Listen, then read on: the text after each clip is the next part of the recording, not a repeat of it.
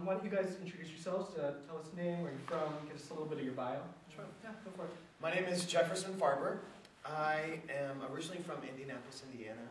Came here for grad school at Shakespeare Theater about 2.5 years ago.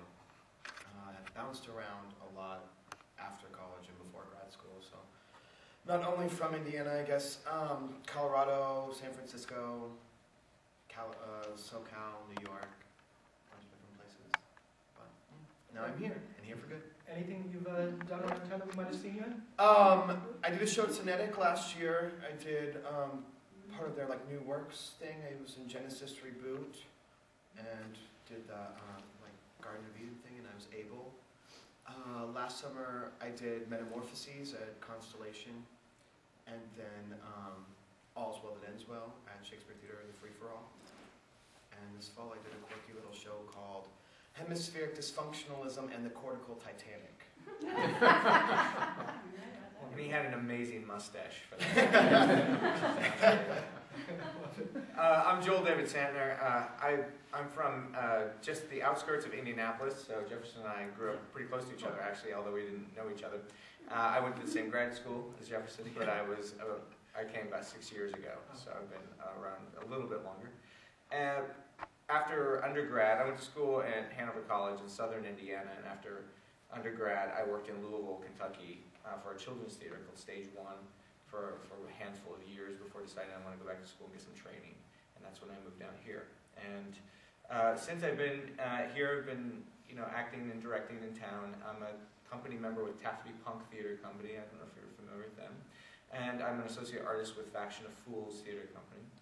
And the most recent thing I did before this was this summer, or this winter, we did a Commedia Christmas Carol at Gallaudet University, which we just closed right before we started rehearsals here, and bounced around all over town doing various works at various theaters. Great, thank you. So you both ended up in DC because of grad school? Is that what brought you both here? Yeah. Okay, and why don't you tell us, Jefferson, we'll start with you. Why don't you tell us, how'd you end up in acting? Well, actually, because a friend of mine in high school, she said that she didn't think that I could make a career of it. And that's actually exactly why I started applying to undergrad programs. I had this idea that I would be probably like a comparative lit major, something like that. I was interested in drama and did it all growing up and had fun doing it, but didn't ever really think that it was a career. I hope you sent her a ticket to everything. I hope you bet money on it. I don't care if she's in China, send her a ticket. And then tell her it's sold out. Yeah. Let's hope. No, she's still actually a dear friend of mine, and hopefully she may be making it out to come see this. But she's in Chicago and she runs a children's theater company there. But that's I was applying. I had started my application process for college and was applying to comparative lit programs and stuff like that at University of Chicago. And then she made that comment, and I was like, well, what? So I started applying to these BFA programs and actually had a 100% success rate at my application and auditions, so that was pretty neat. Went to Millikan, and actually, so I got my BFA in acting, and then after school, I sort of was really timid and not confident at all as an actor, and so I auditioned maybe 3 times in 2 years of living in New York. I was always in theater after school, and I was working. I did company management, and I built sets and ran stage crew and stuff like that, but I wasn't acting. And then a friend of mine, or a friend of a friend, asked me to do a show for free that he was directing. Actually, an all-male version of an all-female play. And I had such a good time doing that that was actually the role that made me decide to go back to school and devote my time to building a career as an actor. Excellent. And so what was the first show out of school? Madame de Sade is what it's called, by Yukio Mishima. And it's about the wife of the Marquis de Sade and her waiting for him to get out of jail, and her mother and her sister, which her husband had an affair with, and a couple Okay.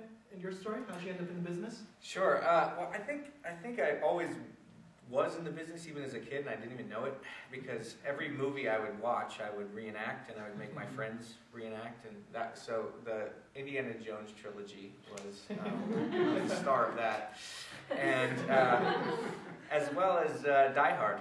So Bruce Willis didn't know that I was hot on his trails. Yeah, I mean, I took one of my dad's undershirts and had a pair of blue slacks that I had to wear to church, and I would cut the ends off of Twizzlers for my little cigarettes, and I'd walk around with my squirt guns, and John McClane. And, my parents were cool about it.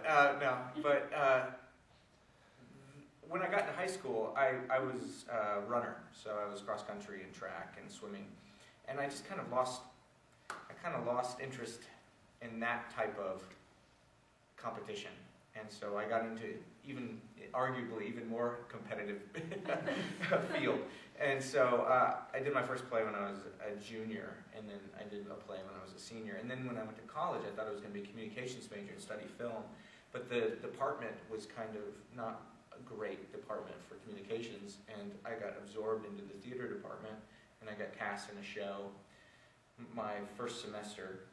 And I had 4 lines, 3 of them were "yeah," and the other one was "can I go home now?" And 3/4 of my lines were off stage from the fly-off. I was hooked. So I never looked back after that.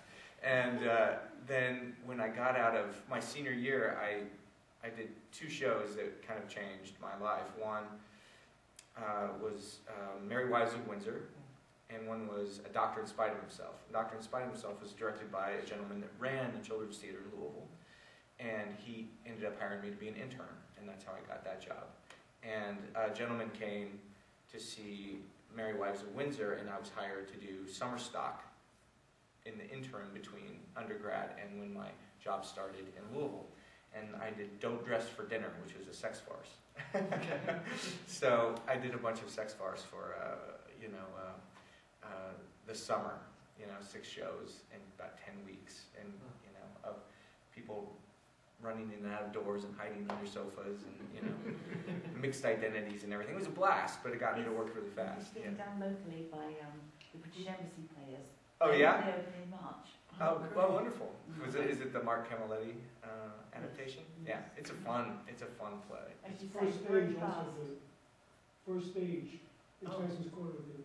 Yeah, it's a fun play. I mean, it really is. So that's how I got into that, and then Great. went from there. And do either one of you have family in the business, or was this something that you both discovered on your own? No family in the business. Okay. Not at all. My sister's a dietitian, my mom works for a pharmacy, and my brother was a health major as well. Okay. Yep. My parents, my mom was an art teacher, and my dad was a graphic artist. Now my brother and I, who are not competitive at all because we're so different, he's a molecular biologist. So we went different ways. So it's good, it works out well. Okay, good. I'm Joe Clarko, and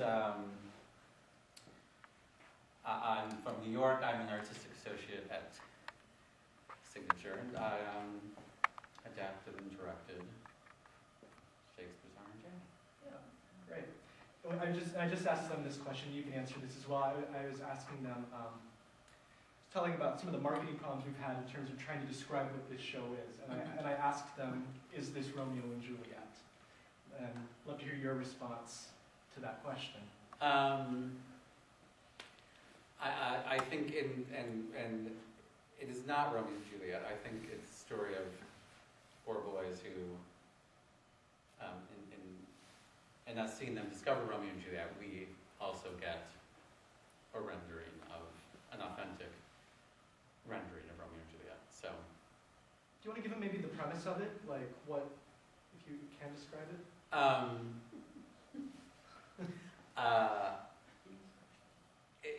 It's set in an incredibly regimented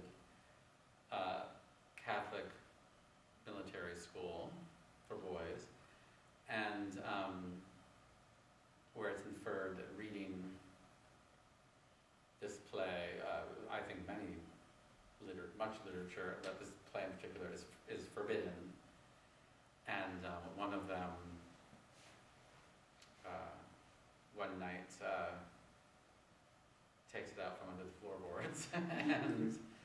they start to read it out loud. And eventually it kind of overtakes them, and And things sort happen. of fall, Yeah. they kind of fall into play. But it, well, it's again, I created it, 15 years ago, and it's different. Well, this is literally no one has seen this version because it changed in rehearsal. But even the draft that we went into rehearsal with has never been seen. I did it. It was done at the Folger in 2000, but by the time I did it in London in 2003, the script had radically changed. So it had them, this draft, this, and it's radically different second act from what was done here before, and for me to play, certainly changed radically from when I first created it, because I think back then, when it was first done downtown before it moved off Broadway, it was called Romeo and Juliet. It wasn't called Shakespeare's R&J, because I didn't know that I was going to adapt it. I thought, but it became, how do I make this make sense? And over the years, really, especially, I think, having done several productions and having actually written the screenplay of it, it became very clear to me that, well, you're telling the story of these boys. I mean, some of my favorite things of Romeo and Juliet are cut. Some of most beautiful passages of Shakespeare are gone. I mean, I'd already cut them before I even started, but then, if you get the published version here in the United States, which I've not looked at in many years, is longer. There's just more Shakespeare in it. Joe, do you want to tell us a little bit about the genesis of this piece? What started this off? I was a resident playwright at a tiny off Broadway theater in New York called Expanded Arts, which doesn't exist anymore. And it was on the Lower East Side. It was gutted out deli, literally from this screen to the second row of chairs, maybe wide, and maybe is like the length of this room. And there were windows out into the streets which were left open. It was part of their sort of aesthetic. So you had people who'd walk by and watch the play, and it was fascinating. And but it was tiny, and this was not my idea to do. They were going to do a number of Romeo and Juliet. I was not directing.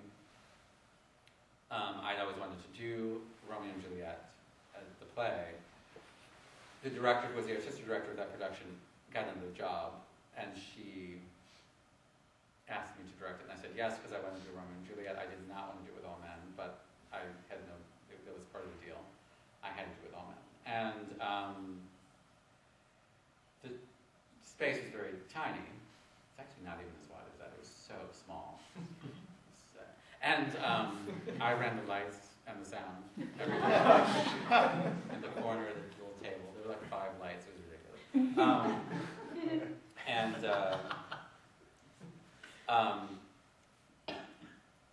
And I had done, because the space was so small, I had done Othello for them with 9 people, because I was like, I just want to keep everyone in the space. And I just honestly was like, well, I just want to outdo myself and make it a smaller cast than that.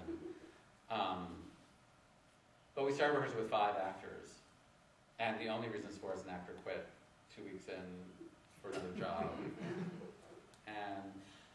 But that's when it became interesting to me. When it was 5, I was not all that excited about it. It was like, I don't know, it's just Romeo and Juliet with 5 guys. It just didn't seem.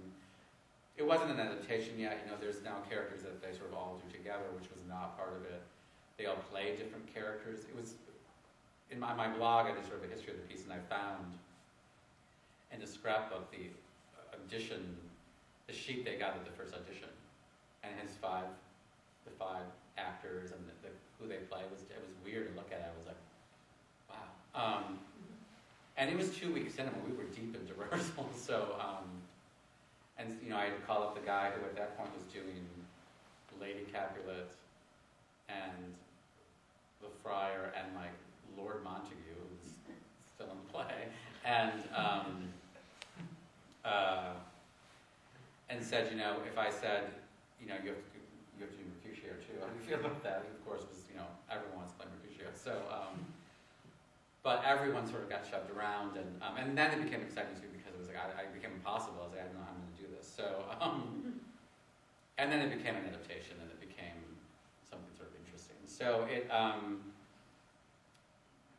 and we were very fortunate that people came to see. Peter Marks used to be the second string theater critic at the New York Times at the time, and he came to see it, and I remember it was so funny because we literally, it was so small, and I thought, how can they not notice these critics? And I remember the guy doing Romeo, I was like, because I didn't say anything to them, and then I was like, who? And I found that they were like, who was the guy? I was like, and I said the New York Times, and Greg was like, there was a critic here? I'm like,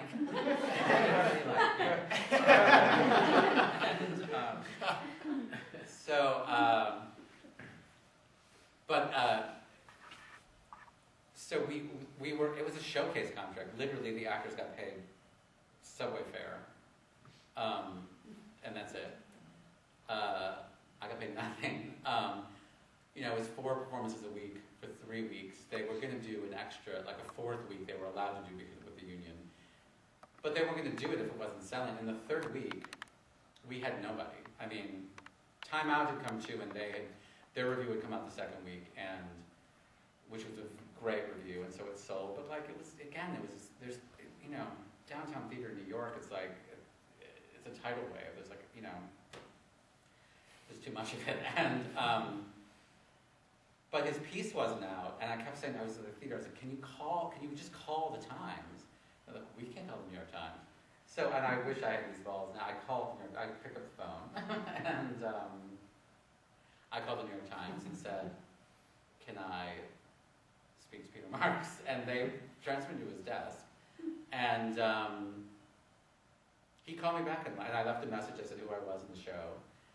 And he called me back in 12 minutes. And they had just gone to color print with the Daily Times, and so everything was getting pushed back a week. And he said, well, first of all, it's not a full review. It's like in his Monday column. And he was doing a piece on cross-gender shows. There were several of them at the time, but where the actors dressed as their own gender and didn't sort of dress in drag. So he was doing a piece on that. And he said, it's going to come out the day after you close. Because he said, when you close, I told him it was going to come out the day after you close. And I said, it was purely innocently, I said, if it had been a good notice, it would have stayed open. And there was silence, and he just said, stay open, which was incredibly generous of him.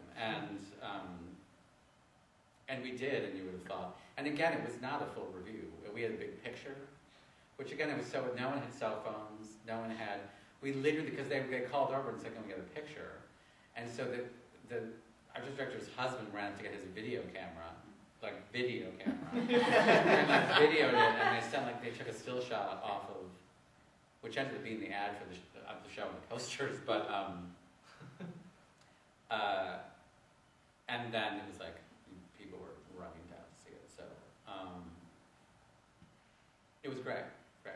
He's doing a feature on it, actually, the history of the show, in the Post, so very nice.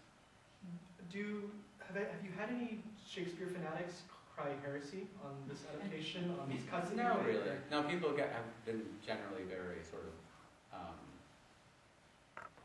affectionate towards it. And I certainly was very worried when I went to the UK. Yeah. But they were even more. That was terror going over, and it was it was American cast, so I was really I was petrified. And I remember actually Michael Collins he's like you have to do it. He's like you have to do it, because it's never happened. It's time especially. Now it's happened since, but sort of American productions of Shakespeare going to the West End just never So they were very they're supportive of it. That's correct. Great. So this is a question for all of you. Approaching Shakespeare, what do you have to do differently? I mean, the two of you have masters in classical acting. What is different about this versus a contemporary work or any other period? Takes a lot of warming up. It definitely does. I've noticed that. I've had to sort of clean up my life choices during the rehearsal process a little bit. I'm not drinking as much. I'm just healthier with my body, I think, because the role and this show is so physically and vocally demanding that I think that's true mostly of all Shakespeare. This show's especially physically demanding, but vocally demanding. Shakespeare in classical text is probably, you're just talking so much and like using big words. There's a lot of uhs and ums and wells in contemporary theater that isn't there in Shakespeare. They're giant O's. Yeah. You know, there's like, I think the principles are the same in preparing. You need to know what you're saying, you need to know what you're doing. But the thoughts in Shakespeare are much bigger a lot of the time, and the sentence structure and everything. So there's a technique, but what's been so cool about it is that, especially for this production is so visceral and so, you know, tactile that it demands that you learn what you need to do and then kind of toss it out. Have it as a reference, but toss it out so you can be present with what's happening, because it is a different type of show. It's its own beast. And we all came in. Joe was very clear with us. We did some table work in September, and he was like, "You guys got to come in off book because it's just the show just demands it." And so we all did. We all learned our lines before we came in, so we could just go. And we pretty much did from the beginning. No, they really didn't. It happened. It didn't happen with the first cast. From that first downtown run to when we moved off Broadway, one of the actors actually couldn't move with it because of sort of medical issues in his family. So, but the producers didn't get any extra rehearsal time, so we made 10 days of rehearsal. So, but I replaced the guy doing the nurse, and I said, "You have to be," you know, I cast him at Thanksgiving, and I said, "You have to be memorized." The first day of rehearsal, which was January 2nd, and we started performances on January 12th. And it was really helpful. So ever since then, and I realized actually it had to be that way because you would just never really catch up with yourself text-wise. And because the show was so physical, I was like, I can never have him holding the book when we do a scene. It's just impossible. And it was interesting with this cast and, you know, these two, especially in terms of how much classical training they had, because I still thought, in some ways I felt like I was more like, guys, take care of yourselves because they've done so much of it and they're so well trained, and because they are technically doing less text than they would do in another Shakespeare production, but they kind of never stop talking though. Like even they're doing less text of any of the characters are doing, they don't stop talking. And also just knowing the nature of what I wanted from the piece, like the stakes in every scene for every second are like here. There's never like, oh, let's chat. Let's sit. Because, you know, I really picked out, I think for the most part, it's like, you know, the scenes that are done from Romeo and Juliet are the highest stakes scenes, everything's like.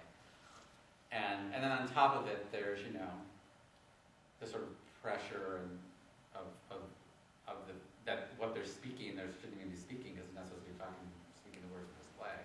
So there's just a lot of kind of pressure and tensions other play, so I just knew that, and physically it is just demanding. I was saying to someone last night, these guys came in really great shape, but I've done some other casts where, so what I did in Chicago over the night, 3 of the 4 guys were married and their wives literally came and like fell to their knees in front of me because their husbands had lost like 30 pounds each. So, yeah. Judith, yes. Is there a key reason that's prompting the significant changes particularly in the second act? And did you know a year ago or whenever, when you said to Eric, yeah, I'm going to come and do it, that you were going to want to make significant changes?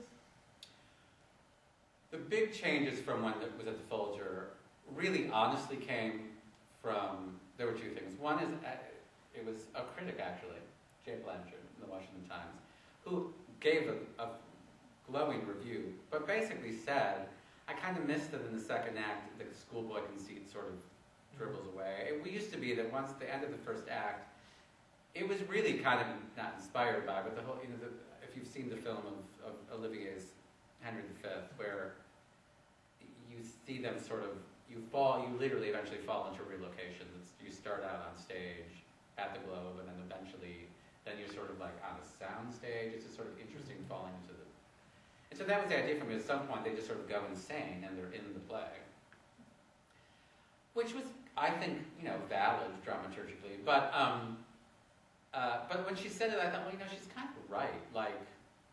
And by that point, I had started the screenplay, and so when you do the screenplay, it's visually it is about the boys. The world of the boys had to become completely specific for me. So it was those two things together. So that was a drastic, radical change. The changes here, I kind of knew I would do some changes, because I thought, I'm sure I will. It's been so long. It's been 8 years since I've touched it.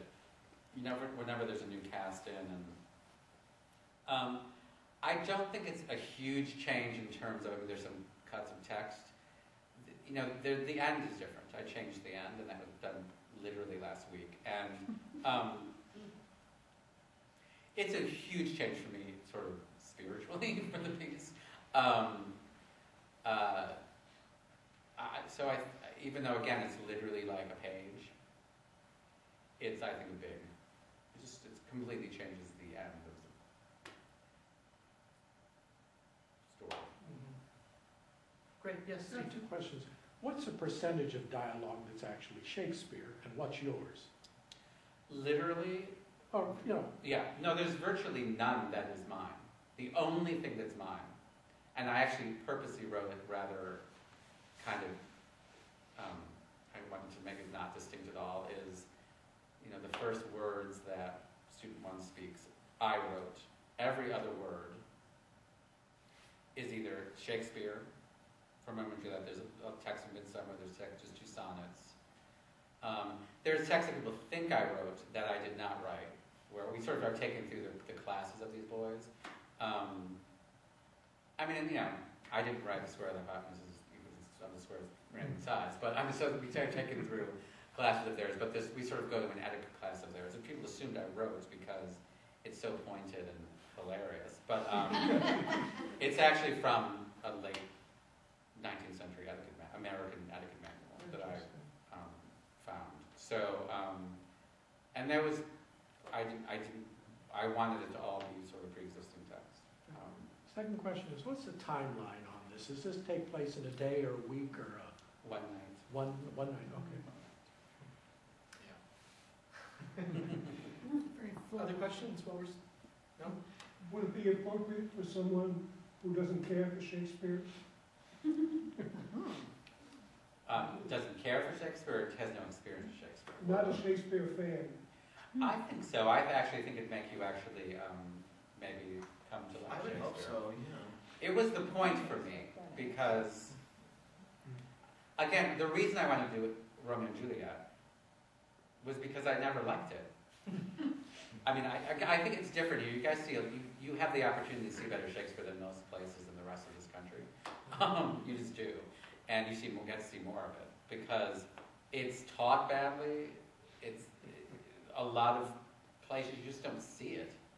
I never saw it. My experience with Shakespeare growing up was reading it. And it's just not the way it's meant to be done. So, but for me, and often my experience with a lot of Shakespeare, is, I'm like, that's it? Isn't it supposed to be especially with this play, I was like, I want to do it because it never felt dangerous, it never felt sexy, it never felt romantic, it never felt like, oh my God, this is the greatest love story ever written. It just never felt that way to me. So my whole goal, the original goal for me to do it, my reasons for it have shifted over the years, but was to make Shakespeare, he was the most popular playwright of, he was like Danielle Steele. I mean, like, or playwright, he was like Neil Simon. Like, and I used to be like, why? And so for me to do it, like when I was cutting it, it was hard, but I had to really look at it, and I joke about this one, like, it really, Joe, it's an after school special. That's what it is. His stories are trashy. I mean, the plots are trashy. I mean, for the most part, they're, and I did Midsummer, I was like, I have to think of it as just like a sex romp. And the only play I did of his that to cut was really difficult for me was Othello, because Othello doesn't have a lot of extraneous stuff in it, except for the clowns. But that was hard for me to cut. But if you look at the sort of the base story of a lot of the plays, or like, the history plays, which we all groan about, I'm like, it's like their Kennedy miniseries, you know what I mean? Like, that's how, and I feel like, to me, I always wish when I said that's how it felt. Like, it felt that kind of rambunctious, but I think we sometimes tend to, the costumes can get in the way. Yeah, I mean, he was a playwright for hire. Yeah. He was constantly writing. Commercial theater. That's the beginning of commercial theater. He was actually writing for the Groundlings, for the bass, and so it's bawdy stuff, and it's just like when you listen to it, it's trash. Yeah. It's like, this is great. You're not paying attention. That was really dirty. I was speaking about Othello. I was thinking that scene. There's some things where the language is so beautiful, but if you really got it down to what is he literally saying, it's pornography, some of it. I mean, it really is pornography. Oh yeah, and then break it down even more, and then it's like you look at a line of text and you look at the vowel sounds. It's like e oh, and you're like, what the hell? Jesus.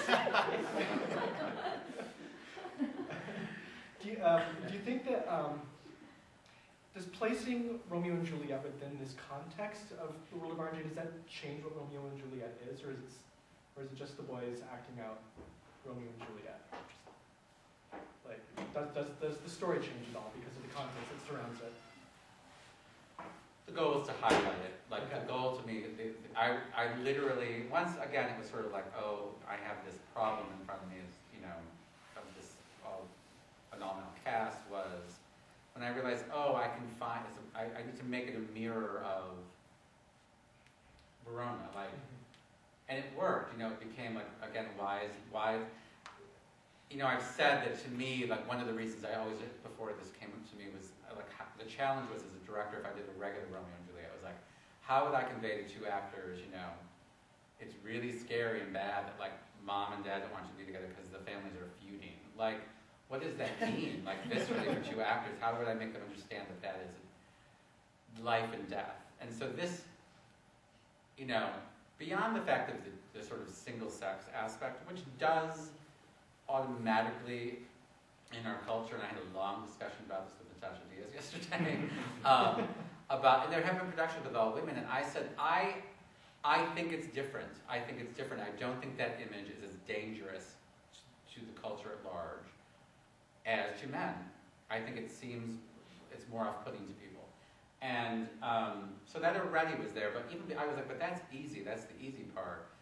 But that's when I was like, if they literally cannot speak the words of the play, if that's forbidden, then there's danger there too. And if they could get caught at any second.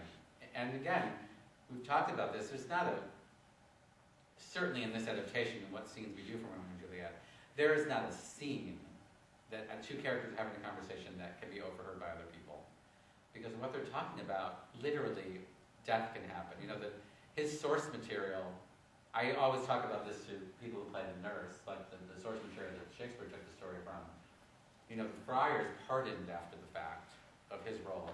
The nurse is like banished from Verona forever for having not told the parents. So to understand just in the Romeo and Juliet story how dangerous and we were just even yesterday, this is like late in the game of the wedding, and I was like, this is like, for this to happen, for these people who have decided, we're somehow going to make this okay,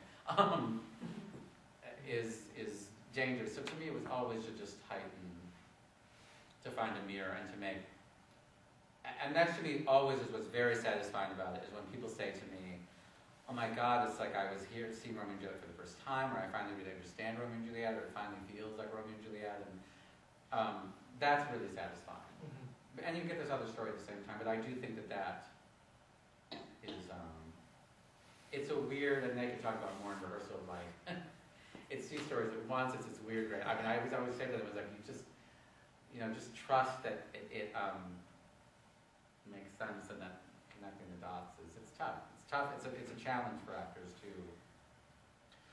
talk about it. There's something to be said for, like, as the storyteller's on stage, you want to be in control of the story you're telling and know what it is at every moment. But with this, you have to just trust that the audience is going to be there, because they are seeing the four boys, but they're hearing those words. And so it's their brains and the communion there that's sort of doing the work for you, I think. And that's something that I always was confronting during the rehearsal process, because I always need to be in control. I need to know what that light is doing, how it's hitting my face, like where my voice is like bouncing off of the room. I need to know those things. And so I just had to, like, you just have to trust. You have to trust. And I'm learning now that we're like in the theater and we're doing everything, like it really does work well. I have a question. Yes, Have either of you done a play in the round like this will be done? Mm-hmm. Yeah, I haven't done it since college, though. Yeah, college. Yeah. Actually, my first Shakespeare in college, Much Ado About Nothing, was in the round. I love the round. There's all sorts of fun obstacles to overcome, but the round is so cool. Yeah, It's tricky in the space, I would say. Yeah. It's been fun, but tricky. I just lost my train of thought.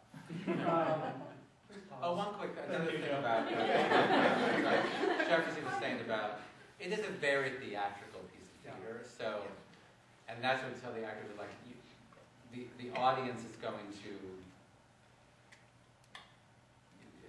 it's partly what you bring into it. Another, I think it's exciting, is that people take different things from it, your own personal sort of stuff or what you bring in or life experience is going to make it about different things for you. So it's been, it's been a fascinating journey with over the years to see sort of how it,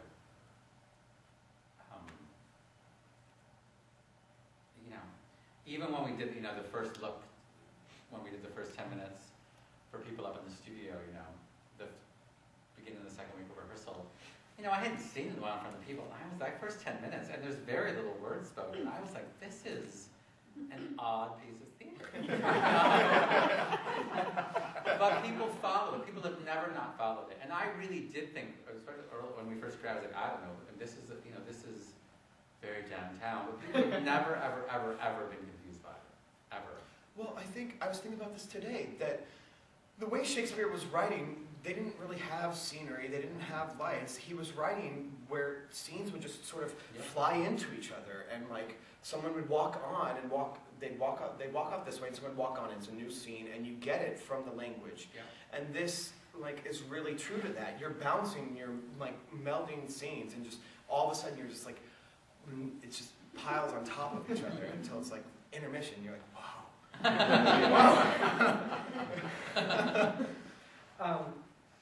With that style, some of us, we watched the Invited Guest rehearsal yesterday, and we were really, we spent a long time talking about it after, about how affected we were by it, and we all kind of felt that the style of the piece was a big part of the reason we were so affected.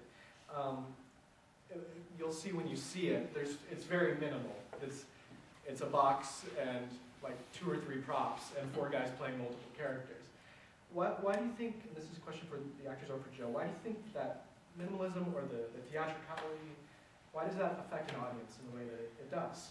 I'll speak to that real quick. I think in particular, I can't speak about any other production, but having the experience of working on this, Joe made a very important point to us in tech the other day. We were doing, the pictures in the piece are created with the simple things, fabric and certain things like that, which you'll see. And they're simple, and they create these gorgeous pictures. But what Joe has been absolutely insistent on is that they're fueled with something that is grounded and happening. So while you can say, well, that's really beautiful, if there's nothing behind it, if it's not coupled with the emotion or the need in the scene, then it's empty. And so what Joe's been great about is attending to that, being connected to absolutely what's going on in the piece at that moment for that character. And if it's not, then we don't do it, or we have more work to do to find what it is. Well, in tech, we spent, there's some, magic happens to them. I mean, extraordinary things happen. The world changes for them. And, we in the studio, the thing also about the piece, too, is like you actually don't need tech. Like, it worked in the studio. Tech takes it to the magical world. But the minute we actually put the visual magic on, we spent, there are 3 sort of major kind of magic moments, and we spent hours on each. The great thing is we have those tech time, and they were in such good shape because it was about figuring out, like, oh my God, like, what is this? Otherwise, it's just pretty. And I 2 things. One is I don't like pretty just for pretty. I usually say I allow myself one thing just because it's pretty in the show. This one I actually don't have that because there's not a lot happening, and it's like. But I also knew for them, I was like, there has to be story. There's a lot of again, there are moments of no text, and that's a lot of it's a lot of loud thinking having to happen for them of figuring out, and especially hard on the round, of figuring out how these things that are happening affect them and really, it was great to have the designers. And they really redesigned to make it story. Like, what's the story of these extraordinary visual things that happen? But we spent a lot of time on it.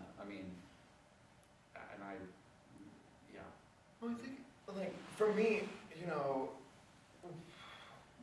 years ago, 75 years ago, when Michael Chekhov was, like, teaching acting, he always talked about the feeling of, rather than don't do it like this, do it with the feeling of air or the feeling of water or something like that. And I think that's why Shakespeare's play Romeo and Juliet is so great, because it has that feeling of young heat, passion. And I think that why the adaptation and the style of the adaptation works so well, because it has the feeling of the passion. It moves at that speed, and it has all of those things. And those magical moments are because when that kiss changes the world, that's what it feels like. It feels like that kiss changed my world. And it does. It comes out of the grounded reality of the moment. And, the style for me, because I believe this in any world of theater as a director, like, well, what are the rules of the world? And as long as we know what they are, the audience will follow. And, I've often gotten, sometimes, to me it's not set now. Even though there are some sort of musical references and some things you can say are contemporary, but it was very much about, we did so much physical work because I was like, what are the rules of sort of how their bodies can be and the gestures they do in terms of it can't seem too contemporary, because then automatically there's just a casual quality to it, and there's nothing casual about, this school they're in is like no school that's ever existed to me. I think it's, scary. Speaking of this physicality that you brought up, the show feels incredibly choreographed. What was the process of creating this? Joe, do you just come in with stuff every day, or do the actors develop stuff? Because it feels choreographed in a good way. It doesn't feel too pre-planned, but you can tell watching it that you've put some thought into the motion going on that stage. There's actually a joke, we turned the sound up, we could take it to the Joyce in New York and sell it as a dance piece. Contemporary modern thing. Physicality is important to me. How you show this one, I do, it's called viewpoint work, sort of physical vocabulary that we did from, day one and did it every day. And a lot of it, it was built from them. They create, it's hard to describe. It's kind of an ensemble sort of movement vocabulary, which some things just happened, and I would yank it out and say, let's use that. Sometimes I would throw in an idea and they would sort of riff off of that. And so it is a kind of, in the end, I call it sort of choreographed spontaneity, because, which is why I think to me it is so kind of always feels exciting, is because it came from something that happened sort of, not by mistake, but in the moment, and then you say, well, that works. It may be repeated every night, but it always exists in the moment of spontaneity, because, yeah. Jefferson, Joel, any thoughts on the creating of the piece? What happened in rehearsals? Yeah, well, I would have to agree with that, because to me it doesn't. I don't feel like it is step here on 1, 2, 3, 7, 8. Like not at all. It feels and has always felt so organic that moment is choreographed or is that way because it has to be that way. Right. There's a, without getting too much into it, there's this stuff in the viewpoint work that Joe was talking about that we did a lot of, that we were that's how we would start out our day, it was just spatial awareness and things like that. And there's part of that process is that there's oftentimes you can't identify who's leading the movement. Now, that's part of the cool part about the way Joe directs, is that, he finds ways to do that and kind of pepper in little, beats of inspiration, and then, but, the moment is us coming in and working all together, you know what I mean? We're going to go off of, obviously, the text and what's there, and, any ideas that, Joe has, but it was really cool, because they're like, what are we going to do today? But and then all of a sudden we had a show. Yeah. It's just like, it really did. It's just, we just would run the scenes, and we'd run the scenes, and run the scenes, and then we'd run them together, and all of a sudden, there was Act 1. And all of a sudden, there's Act 2, and there's the show, and then we might change the ending. Great, and it feels, when I say it feels choreographed, I don't mean in any derogatory type of way. It flows incredibly well, and each motion does, like you said, it leads to the next motion in a way that is really, it is visceral. The word you guys use, visceral, is perfect. But I would even say to the opening sequence, the very opening when lights come up, which someone could say is very choreographed. Right. But honestly, I did not, and this is because of the viewpoint work, that ended up happening as it did. I didn't set you at all. We just kept sort of repeating it, and eventually, which is the great thing about that kind of work, because from a director's standpoint, it gives it the work a great, solid kind of, makes you feel, but they feel empowered because they're creating it. So, exactly. in a way, even though, but you as a director can also, I think eventually be like, okay, just do that exact, but you have to do it in, 18 steps or something. So, as a director, you have, it's a very collaborative way to work. That's great. That's great. Yeah. No, we're starting to slip into things where they're all thinking, we haven't seen any of this yet.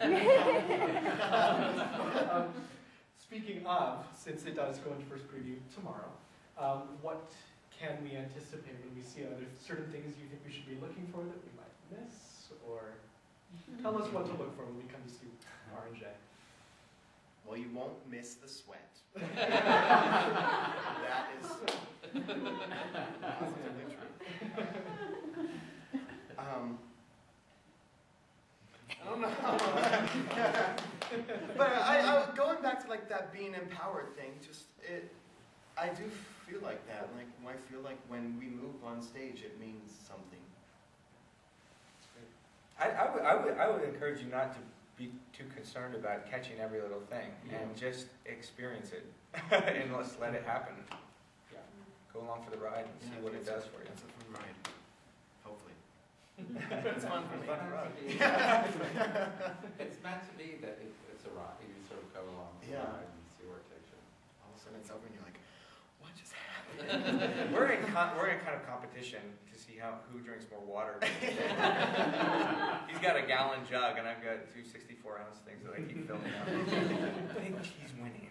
It's an incredibly physical show. You guys are blown away by what they are doing for 2.5 hours.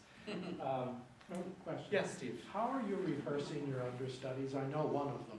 Are there two? Yes, they haven't, well, understudy, the process of how understudies rehearse is that it's, because technically this is true anywhere. Understudies usually don't start actually rehearsing on their feet till the show starts performances, and that's true in New York. Actually, the first time an understudy went to New York, he had never been rehearsed. And because the student 3 was late for curtain and jumped a turnstile on the subway and got sent to jail. My Smart Trip card is loaded up. And that was rough. That was really, really rough. That's a any track. That was like terrifying. It was like, yeah. He literally never rehearsed at that point. So, yeah. They will, the stage manager rehearses them. And so They've been there. They were there all last week watching us. I talked to one of them, and he does not want to go on. It would be a tough show to jump into. Very tough. Other questions? Stay healthy. Will you be redoing the other Shakespeare plays? Years ago, when we first opened in New York, and this is what Helen Hunt was doing. She was rehearsed. They were getting ready to do 12th Night Lincoln at the time. And she was seeing it. And there was a lot of Shakespeare in town at the time. She was seeing everything, and she came to see it. And she was loving it. She's like, "You have to do the entire canon this way." And I was like, we talked a long time. She wanted to do Hamlet. We were trying to sort of figure out how to do an all-female Hamlet, but I wasn't interested in it. And I couldn't figure it out. But people have asked me again. Part of me feels like maybe I should find like 2 others and do kind of like my trilogy. I don't know. In terms of there is something about it. And again, I think what Jefferson was saying about it, the reminder that they used nothing. There were no sets. To strip it down in a way makes it. So to try to maybe to do others to find a way to not necessarily in a boys' school or a girls' school, but to sort of find a way to scale it back. In the remaining moments, we'll step away from talking about R&J and just talk about theater in general. With each of you, if you weren't working in theater, what would you be doing? What would your choice number 2 be? I would be in film. I'd be a filmmaker. It's a cop-out. Not out of the arts? Yeah. I'd probably work at a bookstore. I don't know. I can read. That's a hard question because I feel like one of the reasons I like being an actor is because you sort of get to dabble in anything. Like you could play a doctor, you could play whatever. Yeah. Every time I'm like, yeah, that would be really cool. No, I don't want to do that. I just like the idea. The outfit looks cool. I don't know. In the last few years, I've gotten interested in sort of maybe constitutional law. So that would be cool. I'm living here, you sort of.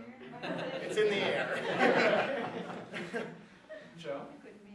I would be an archaeologist or a history teacher. Totally. Maybe both. You'd be Indiana Jones. I guess the last question of the night then is why theater? What do you get out of it? Why do you love it? Why do you do it? Man, good question. No, I'm kidding. It's a good question. No, I was like, oh, what do you get out of it? No.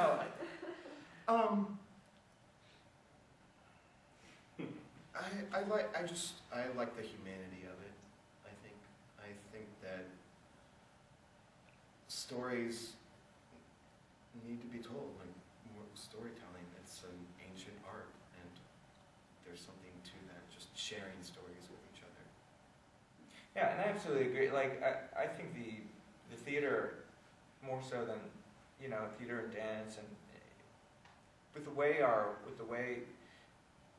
we communicate now through technology and everything like that is really, it's not as in the room and eye to eye, and I think it's an important connection to kind of keep for humanity's sake, when you see somebody, and we're joking about sweat, but you get hit with a bead of sweat on stage, you're in the room, and you're experiencing something. And I think that's really important. And then also, for me, I think the collaboration and the melting pot of ideas and working on material and different avenues into the way people work is really exciting. And you get to express your inner dork when you're talking about Shakespeare. I think we're up to Nerd Alert 98. And on this one, we're like, Nerd Alert 98, achieve. I have 98. Who will be 99? No, but at the end of the day, it's fun. Yeah. It's fun. Yeah. I don't know. Might be a It's cop a great, out too. no, I mean, it's called a play for a reason. Yep. Like, actors play. Joe? It's fun. I mean, I could never go back to being an actor. That's why I like actors so much, because I know what, I have, as a writer and a director, I have more control over what I can do, which was it was just a great discovery. But for me, the storytelling part of it, the fact that, for me, there's something I think sometimes, I don't think it ever drives them crazy, especially people who hopefully have worked with me before, but those moments in the tech during this of trying to figure out these moments, even though I probably look tortured at times, to make something beautiful on stage for me is it just, I don't know. It just makes me happy, and to make the story of that make sense, and I also say too. I mean, I say this, well, I'll get the speech every night, but it certainly plays into the adolescent because I'm never at a job for longer than 4 or 5 weeks, and then I move to the next job, and it's you get these sort of insta families, and it's another reason I love actors, this sort of intimacy it demands it's a brave thing. I mean, I try to make the room a safe place, but I also know I'm asking them to, well, it's a big thing to ask people to pretend to do, especially a show like this. It's, for all of them, beyond, the sort of literal, sort of physical intimacy. I mean, they all have created, please are changing at least the bodily fluid of sweat. I mean, there's a lot of intimacy, physical, and but even beyond, what Alex and Jefferson have to sort of go to, all of them, these characters are, in a place of terror and vulnerability, and it's just not an easy thing to do. And I love the rehearsal room. I just love the rehearsal room. Tech for me is sort of an extra, that's like the icing, and then a show like this where it is such a kind of there's nothing in the show that's sort of extraneous, except I would say the show to me is so that the structure of it. I would say structure offers freedom, and on this show, these guys have really sort of embraced that because I can crack the whip with the structure of sort of how things are structured, and because it needs complete emotional abandon, and to me that can only happen is if they sort of, I would say, need to know where the edges of the frame are, and then they can sort of run around and make against them. So I feel very fortunate I get to do it, and make my living doing it. Thank you. Very fortunate. Thank you so much. And thank you guys for coming tonight. Yeah, thank you guys yeah. for coming.